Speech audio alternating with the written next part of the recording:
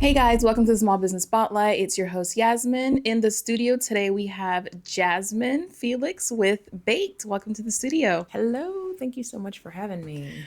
Wonderful. Jasmine, I want to just kind of go like deep dive in right off the bat. Can you share or introduce yourself and then share a little bit about your story and your business? My name is Jasmine Felix. I am originally from New York City. In 2023, had a really, really bad bout with postpartum. I am diagnosed with depression, anxiety, PTSD, and the postpartum kind of spiraled that. And I was in a really downward spiral. And I turned to baking, which I had been doing my whole life, to try to get me out of the slump I was in.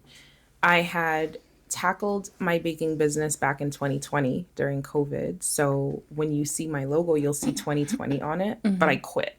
And then in 2023, when things got really bad, I went back to it and I decided I'm just gonna bake because the more I baked, the better I started to feel. Right. And I just said, if I just keep doing it and I stick with it, A, the cookies will get even better. And my mental health was starting to get better. And so I turned to baking to really help pull myself out of the dark place that I was in. And I used a lot of Mary Jane to help me with it. So it's kind of like a play on words because I turned to baking, but then the baker was baked. And so somehow it just kind of worked. And I kept 2020 on there because I wanted to remind myself that I had started and stopped before. And I wanted to not quit, which is something I had a habit of doing. So baked was something that pulled me out of darkness. And it's something that continues to help me fight through it. And so my cookies are my passion, but they're also my support. Your cookies, in a sense, pretty much saved you and, like you said, took you out of this dark place. It was the place where you can go. The only thing that offered you some sort of serenity and some sort of peace, would you say? Absolutely, 1,000%. It was my safe space. It was the one place where I could go. I could be in my kitchen and I could bake and I could get out of my head for a little bit. Even if it were just for that moment, I could find an escape. Right. And the cookies always came out good. So I always knew that there was something good that could come out of being in those dark spaces. And I just wanted to Absolutely. stay dedicated to something that A, I knew I was passionate about, B, I knew I was good at, and C, I knew that was helping me. Right. And so that was why I kept going and I keep going. That offered a light at the end of the tunnel for you. It was that spark, and it just kept growing and growing and growing. So it became like your safe space. Absolutely, absolutely. All right. What was a defining moment for you that made you take the leap into entrepreneurship? Like, I want to, you know what, I'm going to do this. This is going to be my passion. I'm going to put everything into baking these cookies.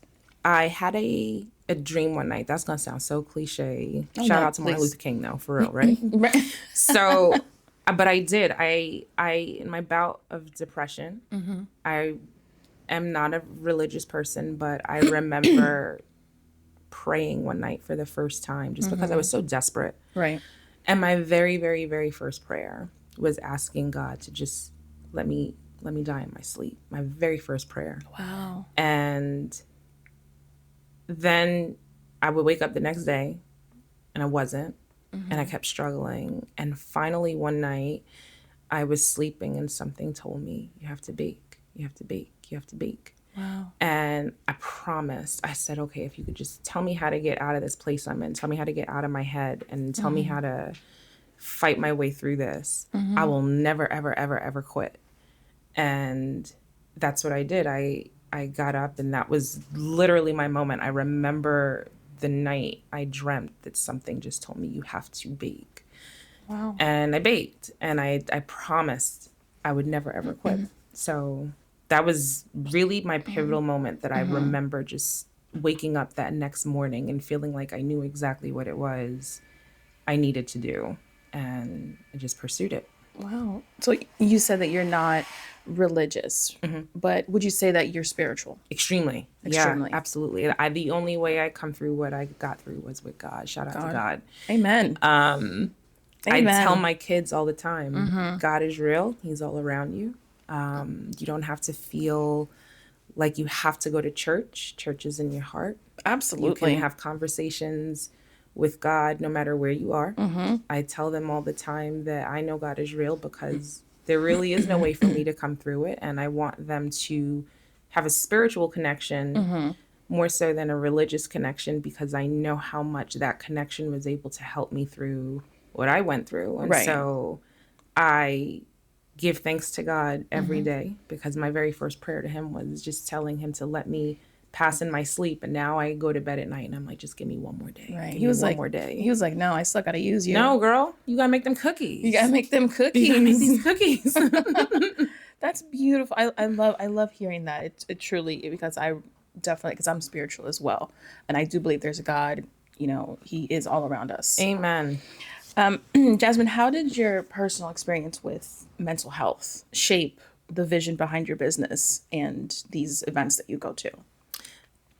I think that when I realized how much it was helping me, I started to feel like there have to be other people that are struggling with mental health, that Oh, are finding ways to tackle it with or without the use of medication. I did right. go through a very long bout of multiple medications that I tried. I'm not anti-medication. I tell people you need to be an advocate for yourself and to listen to your body. And medication was very helpful, but I needed something else. I needed something that just felt more like me. Baking felt like I could be unmasked in that moment. I could be creative. I could tap into my oddities and my quirkiness, and I could put that into what I was doing, and I would not be judged, because it was just a safe space for me to explore everything that I wanted to explore without fear of judgment, without fear of failure.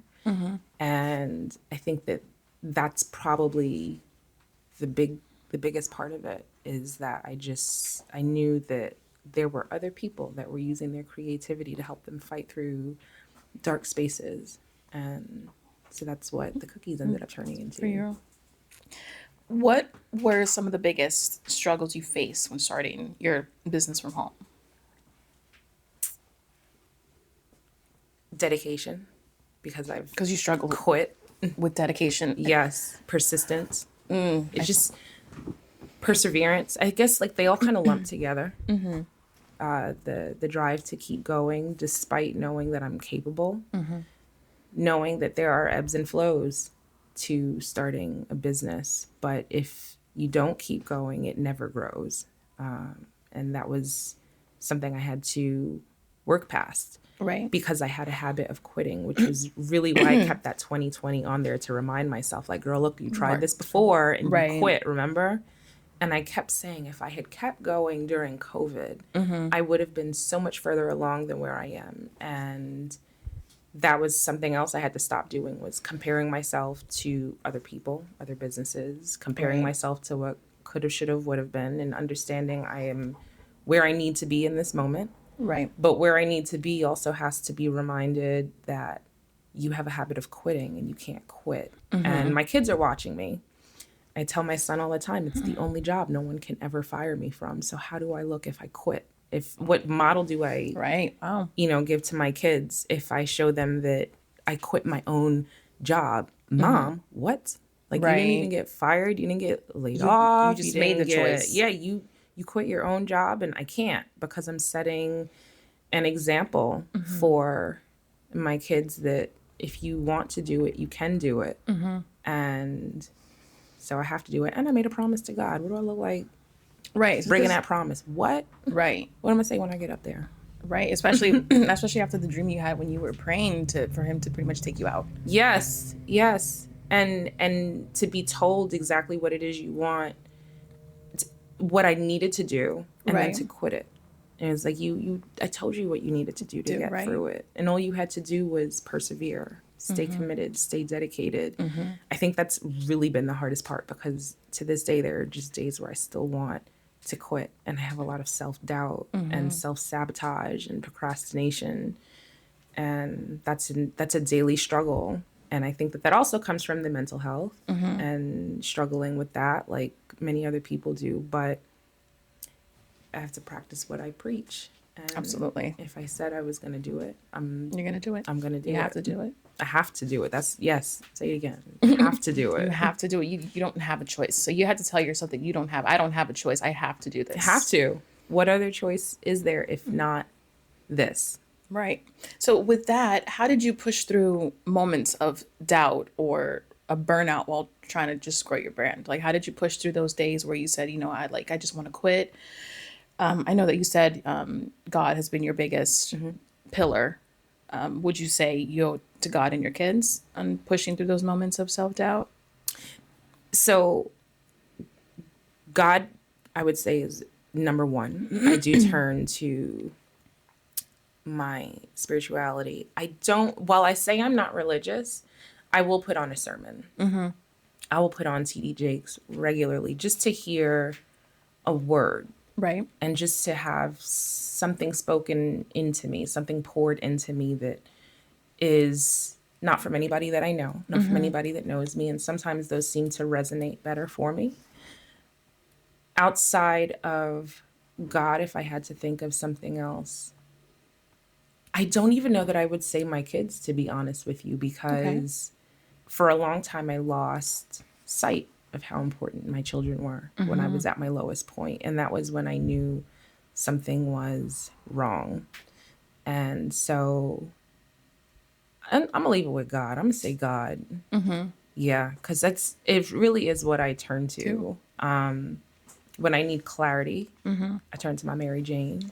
I use it very medicinally. It helped me come off of Prozac. I use it like medicine. I dose it like medicine. I'm very methodical with it. I'm very specific with it. I tell people all the time, hey, if you're struggling and you already, blazing up, you can use that as a medicine. You don't have to just use it as a mask. You don't have to use it as just an escape to be somewhere else. You can use it as a way to find clarity and to find focus. And that's what I did. I started using it like that. So when I struggle and I need a moment, sometimes, I do that because it just helps me quiet the noise and focus my intentions a little bit more. So I would say I turn to my spirituality. I turn to my medicine like, a lot of other people do. It's just my form of medicine is maybe a little unconventional. And I think my kids are the reinforcement behind all of that. I think that I turn to those things, but then in the background, it's, well, why are you turning to those things? It's for these guys back here. I turn to this and this because I have to keep going for these guys back here. Absolutely. And not just for them, but for yourself too. Absolutely. Because if you're not, good within yourself, how are you going to show up for your kids? If I'm not here, how do I show up for my kids? If my mental health takes a turn the way it was taking a turn, I knew if something happens to me, if I follow through on these thoughts I'm having, what happens to my kids? And that in itself is a battle because one half of me didn't care about what would happen to my kids. And the other half of me was like, no, girl, you have to care about what happens to your kids. Don't listen to that. That's the bad stuff. Don't listen to that. Yeah, you have to listen to this part over here that's saying you got to think about your kids, because the fight was to be here for myself, to be here for my kids. How have you balanced creativity, business responsibilities, and your own mental well-being? How have you balanced all of that? I think I'm still learning how to balance it. I give myself a lot of grace. I have learned to ask questions. I have learned to ask for help. And I have learned that even as adults need a village. And it is not only children that need a village to help them. And it is not only when we have children that we need a village to help. Sometimes as adults, we need our own village of people who can pour into us. Absolutely. And so I'm still learning how to balance. The creativity is not a problem, but it's that business responsibility part. The the amount of things that go into having to force myself into a structured routine when Right. everything about me wants to stay away from structure and routine is a balance that I'm still learning. But I think that the hardest part of learning was, like I said, learning to lean on my village and ask questions and ask for help and speak up for myself and get out of living in survival mode where I feel like everything I do, I have to do on my own and I have to Right. figure things out. I think that is what causes burnout, is when you keep trying to take it all on At once. yourself and not be willing to either ask for help or accept help. Because Right. even sometimes if people would offer help, sometimes we're inclined to say, no, we don't need it, but we Right. do. And it takes a lot of strength to say, I need help, and to say, Right. I need some support, and to vocalize where you need support so that people can help you where they can help you. Right. So I think it's still a learning experience for me, but I, like I said, just have learned to give myself a lot of grace in the process while I'm learning. Right. Because I do feel like when you said a lot of, especially being an adult, we're afraid to ask for help because some people I feel like they see asking for help as a sign of weakness when it really isn't. It's the most, and especially being like, it's the most strongest thing you can do 1,000%. is asking for help and Yep. just kind of be vulnerable. Vulnerability is the most strongest thing that you can do, being vulnerable. So I think as adults, a lot of people struggle with that, asking for help. Absolutely. And then they get into the survival mode, like you said, and then they get burnt out. Like, it's okay to ask for help. It's okay. There's people that out there that's going to be willing to help you grow. It's okay. And they want to see you grow. There are Right. people that want to be a part of your journey and your process, and they're willing and wanting to help you. But if you're not vocal and you're not open about what it is you need support with, it's like, I remember one professor had once told me, the squeaky wheel gets the oil. And if you're not squeaky, you don't get any oil. And so I'm learning to be squeaky when I need to be squeaky. I do try to still do things independently because I think there is a lot of strength and a lot to learn by learning it on your own. I've learned that growing up being in survival mode, but then I've also had to learn that has a boiling point. Right. And so at a certain point, if you're trying, and you're still drowning, it's okay to just ask for a life raft. It doesn't mean that I failed. It doesn't mean, like you said, I'm weak. It just Right. means You're I need a little support. Yeah. We're human. We need support. Definitely. Now, Jasmine, were you, when you said you started in 2020, were you working like a 9 to 5 job? What were you doing prior to starting baking the cookies? I was a teacher. I was a special education teacher, self-contained K through 2. I was also a early intervention specialist. I worked with babies with autism that were around 15 months until they were school age to help them get through milestones. So it's working with kids. Okay. I loved it. Loved my job.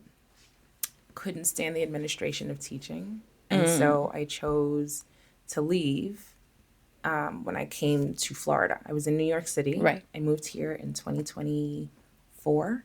Okay. Oh, wow. So last year. Yeah.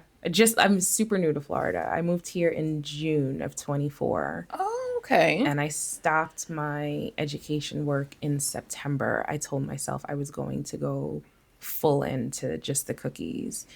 And so, yeah, I was teaching and I was doing early intervention and I was loving it.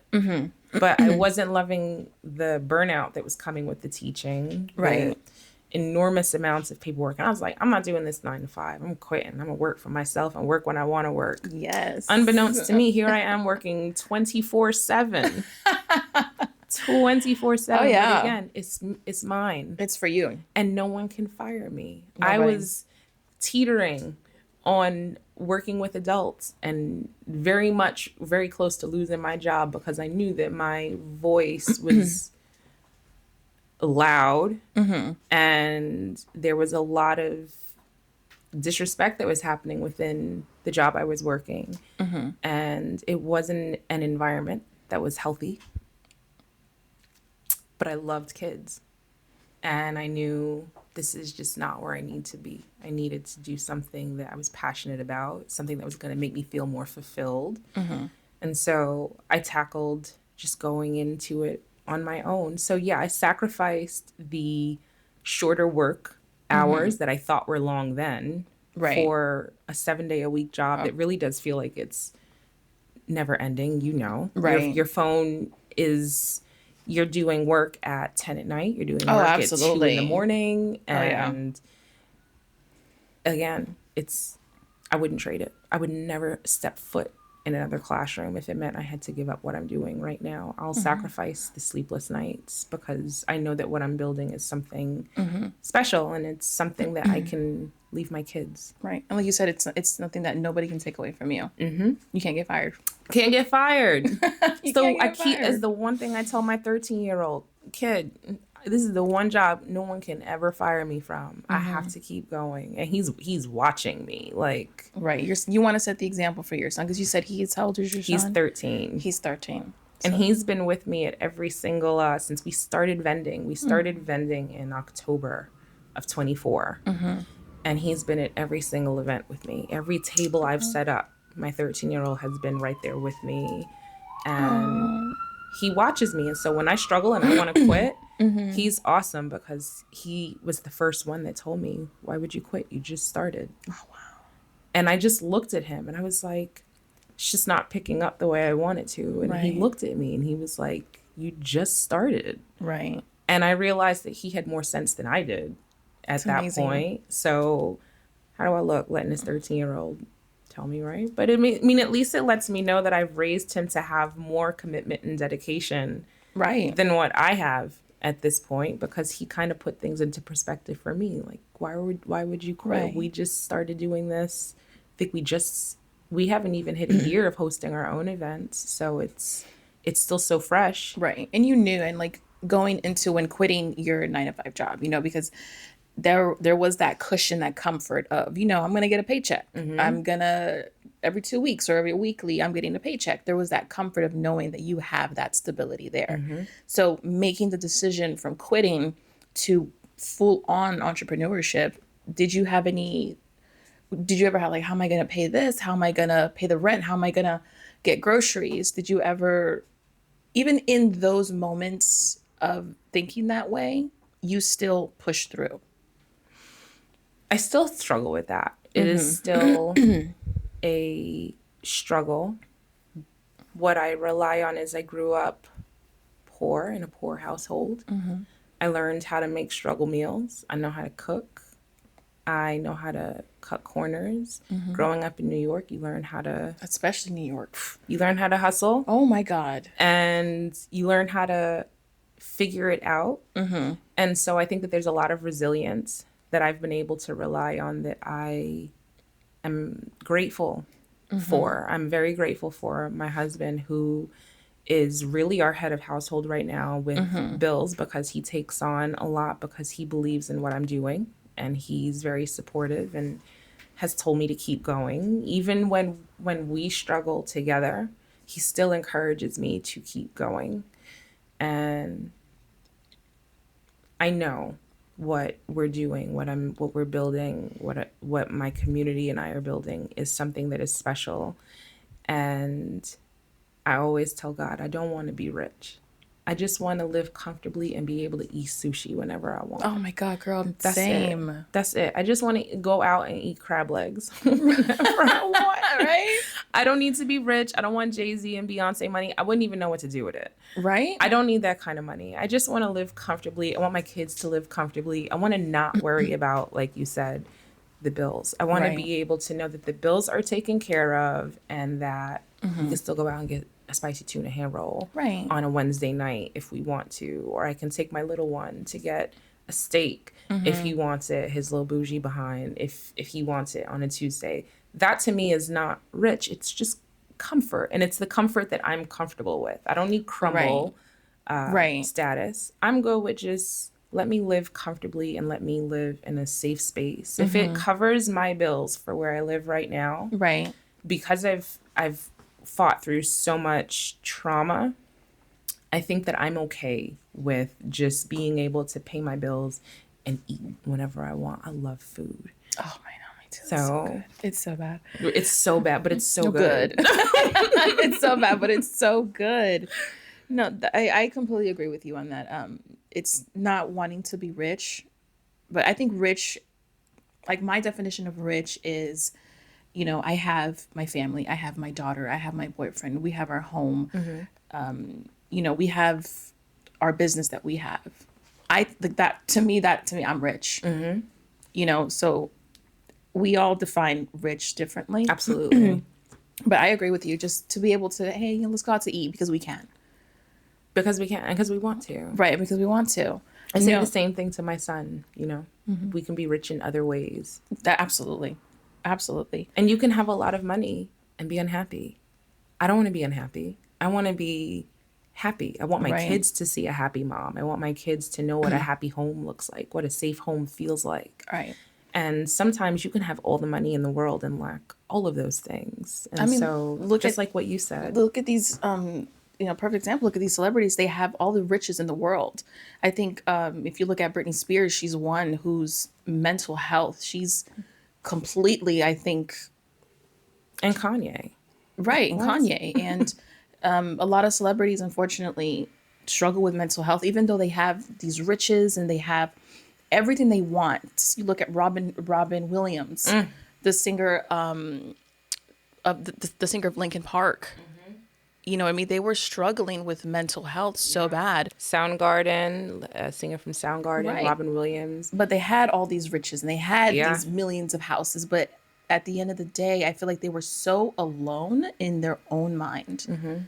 So I definitely think... And those voices are loud when you lay your head down at night. My husband takes his mental health for granted, I think, because he doesn't struggle with chronic anxiety and depression. And I try to tell him in the moment. I have learned to speak my thoughts to him as they come at me. And sometimes he'll be like, well, how did we get there? And I'm like, I'm just trying to give you an idea of what it's like to live in my head. And sometimes my mind tells me things out of nowhere that are extremely out of left field and put fear in me. It's a hard fight to fight all day, every day. You're fighting. I fight. And at night, as soon as I lay my head down to sleep, it is like a relentless assault of intrusive thoughts that come at you. And my husband does not have that. And oh my God, same. I can't lay my head down. The moment I lay my head down and I close my eyes, it's just like, it's my voice, but it's like, I can't even describe it. It's just like I'm in a room with myself. It's just a bunch of, I'm in a room with multiples of me and they're just talking all at once and I can't shut it off. Do you ever try putting something on to go to sleep? I sleep with 2 fans. I have to have that noise because silence is too quiet for me. Does that make sense? Yes. Silence is too quiet for me. Like my boyfriend, he can just lay his head down on the pillow and he's out within 5 seconds and he's snoring. And I'm just like, how do you do that? My husband gets mad because we have on, if it is not thunderstorm sounds at night, all night, if I don't have some kind of noise, I can't sleep. Right. And so it's thunderstorms. It is my neo soul playlist playing in the background. And my husband gets upset.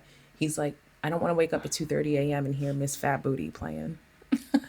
And I'm like, but it calms me. Right. I don't move without my music. Like at my events, I have my speakers. I have my phone in my pocket. When I go for walks, it's playing music because it's anything to just keep the noises at bay. Right. And sometimes at night when you lay your head down, it's like easy access to get to you to get to sleep. So yeah, I feel the same way. I look at my husband, he's over there knocked out 2.5 seconds. And I'm sitting here like, I got to send the email. Oh my God, I got to text this person back. Oh my God, I got to pay this bill. How am I going to get this money? I got to figure out this amount of... Every night. And then you wake up and it's right back to it. And it's like they come right back. So yeah, girl, try something else. I'll try it. If the fan is not doing enough, even if you do those thunderstorm sounds, those nature sounds, some people like the sounds with the crickets or the waves and the ocean. I definitely need to get those sound makers. Go Apple Music, Spotify. That's true. Any of that. Pop it on your phone and Phone. Bluetooth it, even if you slide it under your pillow. Sometimes you just need, we have to figure out ways to tap out and give ourselves some rest because it's exhausting to fight those thoughts. It is. It really is. Now, your husband, you said he's been the one of like your biggest support systems. 1000%. So, and he's never encouraged you to be like, oh, like it's just not working out. Just go get a job. No. He's never said that to you. He's always just been, he believes in you. No, he's been telling me to pursue the baking for over a decade. And I just never felt like I was good enough. I would bake and just give it away to people for free. And even people at my dad's job, I grew up with them, giving them my baked products for free. I was sending cakes, cupcakes, cheesecakes, cookies, pies. I would just send it. And I would want to try a recipe. I would teach myself a recipe and send it to them to test it. And they were like, why are you giving this to us? Like, let us pay you. Right. And I'm like, no way. I'd love to bake. They're like, yeah, but you should be doing something with this. And I just never felt good enough. It was never nurtured. I was never nurtured to bake. I was taught to bake, but I was never nurtured to pursue it as a real job. Okay. Job for me growing up was getting a job with a union, something that gave you a pension and gave you retirement benefits and all of that. And that was what was encouraged. And I wasn't taught that there were other pathways and other avenues. And people that need other options need to know that there are other options. It doesn't have to be a 9 to 5. It doesn't have to be going to college if you don't want to go to college. Now, if you want to be a doctor, you got to go to college. Right. You want to be a lawyer, you're going to have to go to college. But I went to YouTube University for all my baking stuff, and I got my degree in education. And I said, look at me, like all this money later after spending money on private school, and I'm baking cookies, something that I never, ever, ever took a class for. I just learned how to do it. And so I don't know. I think that there's just always other options available to people if they need them. For some people, they need the structure, they need the 9 to 5. But my husband has always encouraged me to bake. He encourages me to bake now when I struggle with my mental health. He's like, well, you haven't baked in a while. Go bake. Go bake something. I love that. And I'm like, well, no, I don't want to bake anything. He's like, but it makes you feel better. Go bake something. It doesn't matter what you bake. Right. He just wants to eat the stuff, though. He just wants to. What impact have you seen these events have on the community and yourself personally? Like the events that you host when you bring up, your cookies and everything. So we were vending at other events when we moved here. I had never done vending before. And in October, my son and I started, and I would look for events that had themes that I was comfortable with. Okay. Multicultural events, events for sweets or for desserts. And then I would get to the events and there was no theme whatsoever, like nowhere to be found. And I kept looking at my son, and we would sit there with each other. My social anxiety is terrible. I would feel like a fish out of water. And I'm looking at my son like, we can do this. This is not difficult. They're not even doing it well. They're not even doing it. Not with authenticity, because if you're telling me it's a multicultural event, I should see a plethora of cultures represented there. I should see flags all over the place, different cultures, different cultural foods. It was none of that. And so what I did know was the more I baked and the more I got out, the better I felt. Okay. So I said, let's just tackle it and let's create a safe space together. So we started Better Together markets, and every single creative, I don't even call them vendors, I call them creatives, because they have to be creating something to join our community. And they're all using that creativity in the same way that I do. So they're all using it to tackle their mental health. And we're very open. We're all very vocal about mental health. Sometimes we're like, oh, so what dose are you on right now? What was your best dose? What was the medication that worked for you? But in order to end that stigma behind talking about mental health, I think you have to talk about mental health. Yeah, I think you have to be open and be honest and be unapologetic with admitting that you struggle and that you have found or are finding ways to struggle, because that is how you can help each other, is if you can say, well, I tried this, why don't you try this? And so our events are curated by creatives. They come together. They all fight their own demons Right. to get to our events, and we're helping each other to fight through it together. And so we create a safe space where other people can come. Okay. They can be there for the entire event if they choose to be, and they are free to be out of their head. They're free to just sit. They don't have to pay anything to come. They can just be there and exist if that's all they need for a few hours. So Nice. Jasmine, what's one lesson or advice you would give to someone who is struggling to turn their passion into a business? in what aspect? What do you mean? Like struggling to start the business? Yeah, so someone who doesn't know where to start, or is just, just a piece of advice that you would give.